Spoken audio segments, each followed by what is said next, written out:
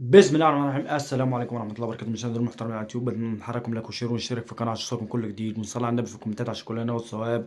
فضل وليس امر نشترك في القناه.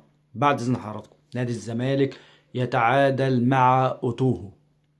نادي الزمالك النهارده بيتعادل مع نادي اوتوهو بنتيجه 1-1. والحقيقه وجهه نظري نادي الزمالك يفلت من كمين اوتوهو. هي يعني فرقه مش معروفه، انا شخصيا ما اعرفهاش لا في دوري ابطال ولا في كونفدراليه، تمام. ولكن اتفاجئت لما شفت ادائهم امام نادي الزمالك.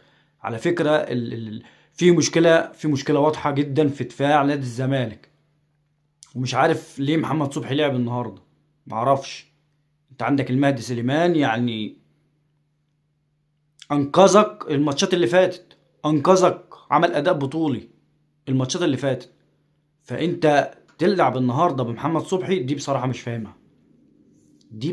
فاهمها. هل هو بيعمل زي الاهلي سياسة تدوير مثلا؟ معرفش. ولكن انا مش فاهم ليه الدفع بمحمد صبحي النهارده. محمد صبحي بيعمل كوارث يا جماعة، بيعمل كوارث. واعتقد لو كمل محمد صبحي لأي سبب بقى، سواء بقى ده تدوير، سواء المهدي سليمان عنده مثلا تراكم انذارات، او بس ما اعتقدش عنده تراكم انذارات، او لا قدر الله في اصابة، محمد صبحي هيكون السبب في خروج نادي الزمالك من الكونفدرالية. دي وجهة نظري، والدفاع النهارده كان فيه مشكله وفيه اخطاء غريبه جدا يا جماعه. النهارده في اخطاء غريبه جدا وواضحه جدا من دفاع نادي الزمالك النهارده. المباراه حرفيا والله كانت تخرج 3-1. 3-1 لاوتوهو مش للزمالك. 3-1 لاوتوهو. نادي الزمالك ضيع. ولكن الفرص الاكثر النهارده كانت لنادي اوتوهو، تمام. ده اللي انا شفته ودي وجهه نظري. كان في كلام من اللعيبه النهارده، كانت فتره.